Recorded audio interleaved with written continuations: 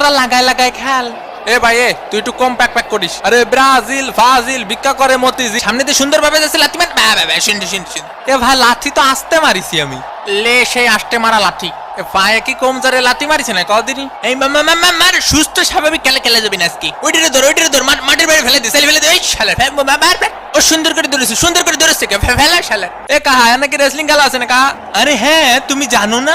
ওইটারে ধর গাদ্দর টান্ডে ফেলে দে। পিছনের টেবিলে 2টা দই আর বিরিয়ানি দিও। জি স্যার।